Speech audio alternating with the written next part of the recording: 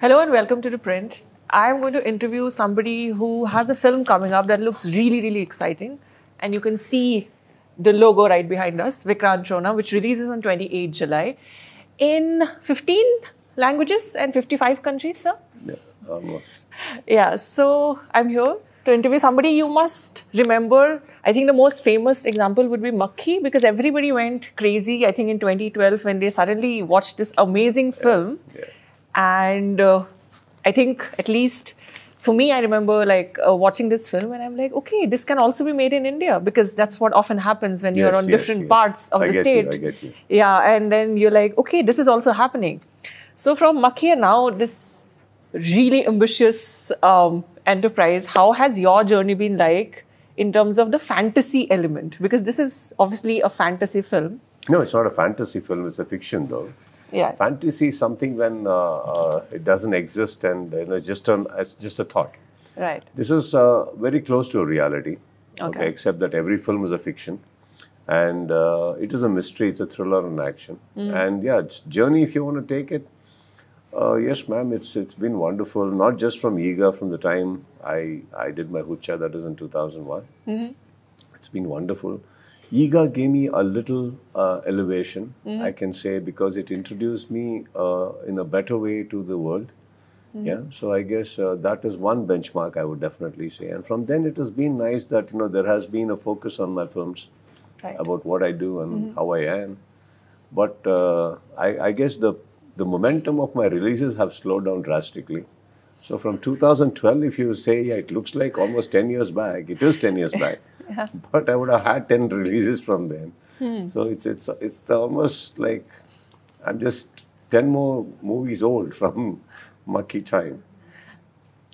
So again, since it's releasing in so many languages, again in so many, so what's the nervousness level right now? No, that I'm not nervous about it. See, I'm not, by saying that, I don't even mean that we are very overconfident about what's happening. But I guess we stand at a phase where we enjoy our work, and you can't really this thing you really sink the thought in that there's nothing much you can do actually.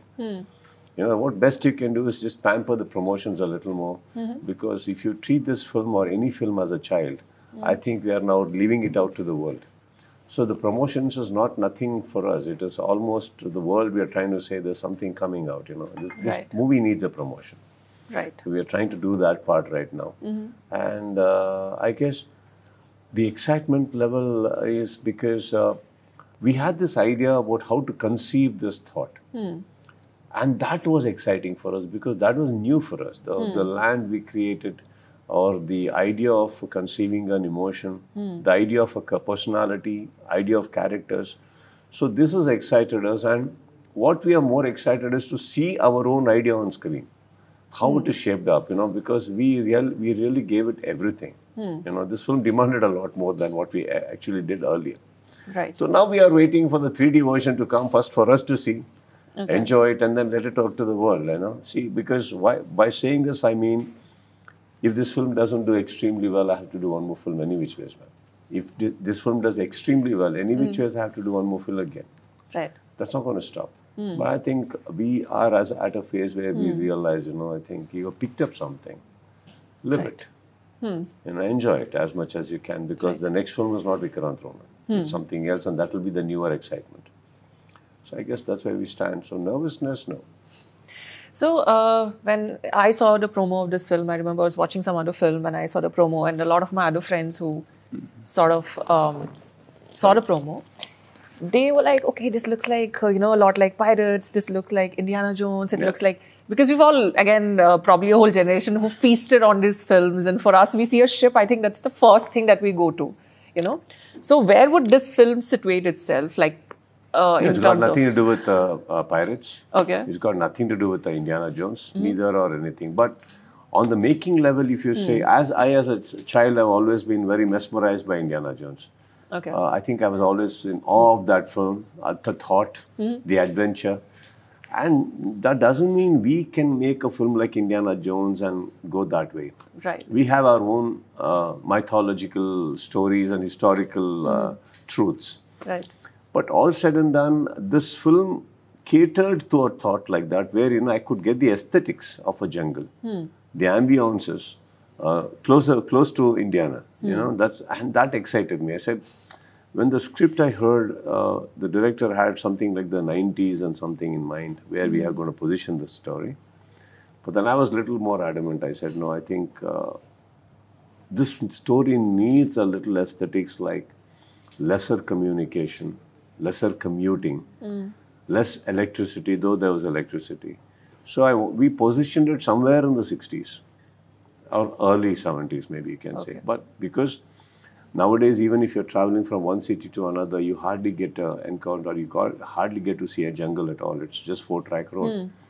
When we were kids, when we used to travel like from Shimoga to a Mangalore or somewhere, we used to cross jungles, and we have seen leopards crossing our road. We have seen elephants. We have seen so that you don't get to see off late, man.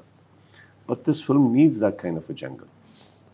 So it's illogical for us to say the film is of today's era and there is so much happening. You know, you yourself asked me, where is it happening? Right. So we positioned it there. And the moment we thought of positioning it, the first film that, as I told you, came was India. I said, hey, it comes like that, you know. So let's give it an Amazon feel.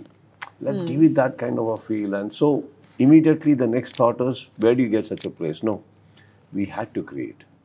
So everything ended up becoming a set. Everything, what we thought probably is a fair amount of a budget, went on to become one of the biggest budgets of my career. And of course, sets is about 80% in the film, so it's about just hardly 20% you shot outdoors. So everything comes down to what you're saying now. Okay. So one more thing that has stood out so far from the trailer, at least, is the VFX. And again, I think what I feel is that generally films from South, for us, they stand out anyway in terms of VFX because there's liberal use of it, there's good use. The quality has been stunning actually over the years. It has kept improving, I think, over the... So tell us more about how it has been working with it, because you've done that before, also with Makkhi. So I was wondering how, because I think I'm very curious to know how does that work out, like with action and that, because for us, when we watch BTS videos, right, of actors, always is, okay, there's a green screen, oh my God, and what we actually saw on screen is so different. So I just wanted to know. Here we didn't have such kind of a thing. Green mats were used only for a small amount of time. Okay. Everything was sets. Everything were sets. And VFXs were worked on that. Okay. Okay. Like, you know, extra plants came in, or depth of the jungle came in, or something of that sort. Like, because green mat is not something which I can tell you a story by, like a truth.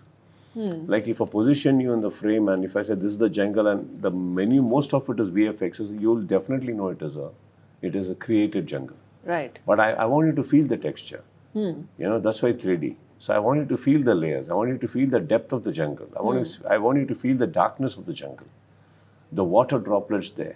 You know, that is what is the VFX. That is what is the 3D that we have made. So now we have created a lot. Right. Set directors were fabulous. So VFX has definitely done a lot of work, but definitely not by creating everything in the green mat. Right. We had about 80% of the set, 20% additional things have happened, but they've done a great job. But there's one portion of the film where there's a small bike movement in the jungle, which in totality was created by VFX. Okay. Including me, including the bike, including the jungle, everything. So that was a great, I think, the toughest job they had in this film. They were really pulled it off well. So basically, the VFX is basically just the icing on the cake of all the hard work that has gone in. Because I have to give the credit to the art directors who and my director's vision, because they really pulled it off.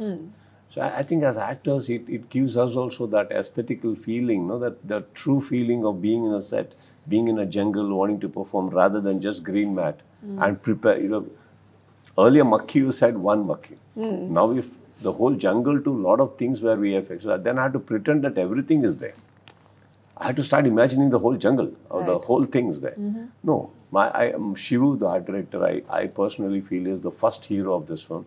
Okay. I think he just, I'll tell you why when I explain.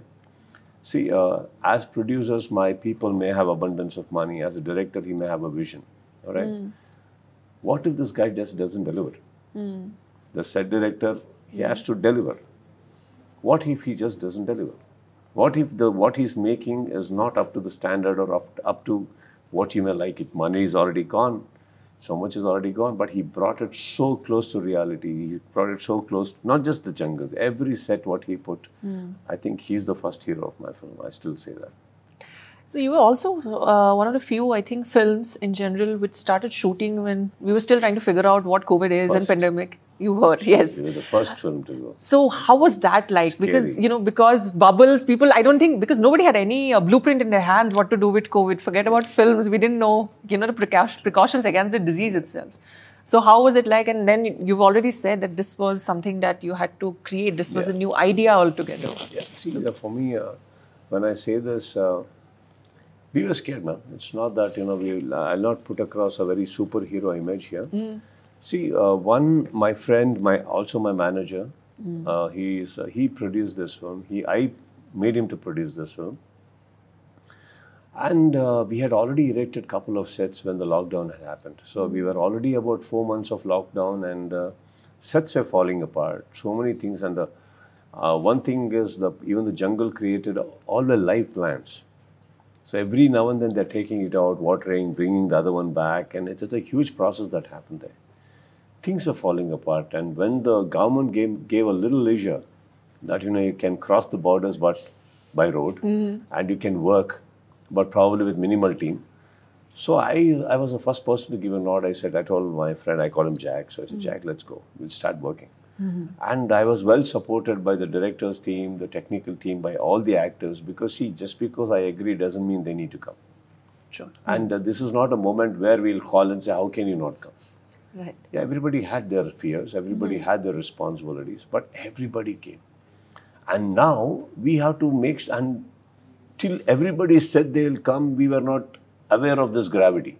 Suddenly there's a huge pressure on us, like everybody is coming. Okay, that means we have to make sure they're all fine and go back home properly. Yeah, people are dying and we'll be living with this guilt for the rest of our lives if something goes wrong. So we went and we started organizing, and as you said, ma'am, there was nothing called a bubble at all. Right. Yeah, so we started organizing, we started framing the dynamics of it.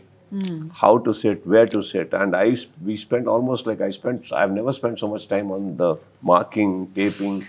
This is the route they'll go. And at one time, 80 people will be inside the floor. And they'll all light up everything, sanitize, come out. And once they sanitize and come out, everybody, whole body will be sanitized. They will go in, each one stands, and there will be protocols. Each time announcing, sir, do not touch your nose, don't touch your thing, don't touch that. And after a shot, immediately, there is to be a reminder, please don't touch your face or anything till you sanitize. So if there's a property, one guy will come with a basket, we used to drop that property there, then sanitize, soap wash, and somebody else who's already sanitized will come and put it on. And then they'll say, next shot, sir, so you can vacate. So we all used to leave, then the room would get sanitized. So the moment of shooting went really slow. But then, like food, see, there are small things. Like somebody will say, okay, you don't be together, but then that guy's touched it. So what do you do? Right. So even if it's a plastic cover or whatever, so there were so many things. No, once you do that, another guy will come, take that, put it there, so another things will come in. And as how he holds it, another tong comes and keeps it there. How dustbins not to be shared also. All this. So we came out to something called as a bubble. And luckily for us, till we wrapped the film, not a single case popped up in our set. Not a single case. And I strongly believe that time really supported us. As I don't think, because there are many shootings which started and they locked down because they shut down because there was some cases, some few people were positive. I think that way, man, we were very lucky. Time really supported us. I think some guts we took. But I'm telling you, today we think about it. I swear, you're really free. What was wrong with us? Why did we take those decisions? It was scary. And today, it really is scary. I mean, but, we pull it off. So since we are all anticipating a movie and people are, like I said, making guesses, okay, what is this going to be about? Because you look at the trailer, you can't, obviously, we all are making wild guesses. So why don't you give us an insight of what do we expect from the movie as audience? Nothing less than everything. Okay, that's a wonderful quote. Yeah, nothing less than everything. I mean, there is definitely, see, we are not away from the commercial aspects of the film. That doesn't mean anything is forced. That doesn't mean anything is pushed in or deliberate. Right. We do not have unnecessary songs in the film. We do not have unnecessary fights in the film. To begin with, you do not have a hero's introduction song in the film. Okay, there's just an introduction. But you will not miss out on anything. And the graph of the film, the hero, the protagonist, let me put it that way, man. Sounds better. The protagonist comes in the film at least, I think, about almost 12, 13, 14, 15 minutes, 14 minutes later after the film starts, which is unusual. Right. Because the story demands that, there's also already a foundation laid before he comes. But the story starts creeping into you slowly. And by the interval block, I think you'll have the first climax. And then once you get into the second half, I think there's no looking back. And I think the last 20 minutes of the film is going to take you on a journey which is very emotional also. So I can promise you one thing, that, when you come out of the theater, definitely you'll maintain a bit of silence. Okay. That much I can offer you. See how much you will love the film. How much you may tell the other person about the film is about you. Like, I do not know what kind of genres you like. As much as I know, this has excited us and we have given it everything. But I can assure you, however, whatever kind of genre you like, once you are inside this movie, you will come out with a little bit of silence. And you will, if somebody is making noise, you will tell them to shut up for a while. So you just mentioned there are not unnecessary songs and dances, except one video is already out and it's out there being played everywhere, the Ra Ra Rakamma song. Yeah. So how is shooting for that like? Because it's people are now picking up the hook step already, and now we have Instagram. So if nothing goes well, reels are where you know that your song and your film wrong. Is. If reels are not happening, something's not yeah, working. But the reels are happening. Yeah. And how was like the physical preparation, I think they conned me into that. And see, first of all, I don't like to dance. I was conned into it. And basically because I don't enjoy dancing. So what was said was, this song came up and I said, I think you should call Jack. So they said, Jack, but she's expensive. I said, hey, just talk. Any good product, any good thing is expensive, man. I mean, the point is not that. She's the one who can carry this song. And it was laid like that. It was not just a filler in the movie. Right. And she plays a character. She has a scene also in this film beyond this song. Right. So, and it is not an extension of, scene is not an extension of the song. It comes somewhere else. So she's actually... I'm happy that she did it, because most of the times people are ready to do a song. And if there's an extra scene, there are endorsements which people may endorse and say that don't do it because, you look like a character. Right. But she took that step and she came in, and today she's so happy with that, the way the song is carried out. And I was told dance by that girl, whoever the girl was. Then I came with Jacqueline. Jacqueline did it. So when the sets and all were put, I was called the second day for the shoot. Okay. They said they have a lot to do with Jacqueline, and I said, okay. Second day I came and I went inside. I saw a table in center and something lit up and all that. I've spent enough time in this industry to understand what's happening. Yeah. So I was told that I'm walking around, looking around, suspicious and waiting for somebody. Yeah. I said, if I'm in the shot, why is that table lit so much, and why is there no light anywhere else? Because let's presume if Jacqueline is dancing there, and let's say I'm in the background, there should be some light here also, no? Not just a dull light. There should be some focused light where I'm traveling and thing. And there's a Jimmy Jeep shot. And if it's a Jimmy Jeep shot, they will not have a focus shift like that, which is that distance. My doubts were like, I said, what is the shot? Sir, you have to dance this. My thing is, when the bloody hell did you tell me I'm supposed? I said, what's wrong with you? You're putting me next to her. What's wrong with you? And I said, listen, sir, coming, Johnny Master. And then I saw 400, 500 dancers. I knew this is not the time to argue. I said, Master, what is the step? Sir, he did that. I said, just show me again. He said, just show me again. Just show me again. 3, 4 times. I said, go for take. And then they said, no rehearsal. I said, you're mad or what? Because in cinema, I'll tell you the norm, ma'am. If you're rehearsing, the dancers, unless the master gives them an instruction, same energy, come on, they'll not dance. Okay. They'll pep you. Come on, sir. And they'll just move. And they'll be all of them, because you're the only one rehearsing, no? All of them looking at you. But the moment you say take, nobody looks at you. So I said, go for take. How many more times I'm doing a mistake, we'll go for take. Right. And I went for, that's the hook step you've seen on the table. No? Yeah. That's the first shot I gave, without rehearsals. And I have an understanding with the master. I'm sure most of the actors do. So if there's a problem with me, please don't announce on the mic. Just come near and tell me what it is and we'll rectify it. Don't announce. Right. With these things like dances. So the step was over and he came and I got ready to this guy. No, master. So one sir, Jacqueline, little more energy, Jacqueline. You have a little more energy. She said, so what happened, sir? I said, no, little more energy. So superb, sir. I said, what? So energy chala bagundi, sir. In Telugu, he's saying, do it. I said, such a line, why are you coming here? Tell that on the mic, na. Go there and say, Sudeep, sir, super, Jacqueline, one more. Go say that. So Jacqueline was like, how can you do that? I said, no, Jack. An actor like me has taken a clap in the first shot with you. It goes down into history. If somebody says something, I did better than you in my first shot, and I'm going to retain that. And then I jumped back and I went to the monitor I saw. And I said, what happened to the shot? So little more, I said, listen, you told me do well. I've done well. Okay, now you're telling her give more energy. Now she's going to go out of the box. And where do I stand? I said, at least this one shot, because I gave first take, okay, na? Tell her, ask her, and just keep this, no? And that is the first shot which is read. I said, see, she's actually done fantastic. All right, so just let it be. I asked Jackie also. He said, no, I think it's okay. You're happy. I said, I'm super happy. Don't ask me to ask again. So, but she's one girl, I would definitely say this, that, you know, she's a very, very soul person. You know, she's very genuine. She's a very real person. And no baggage. See, when I say a baggage, I mean that, you know, certain times when actors are big or whatever, there are other sides who think you'll walk in with the baggage, probably making it look like you're doing a favor by coming for a song. She was such a beautiful student, and I think it was wonderful. The whole 4, 5 days, 6 days we worked together.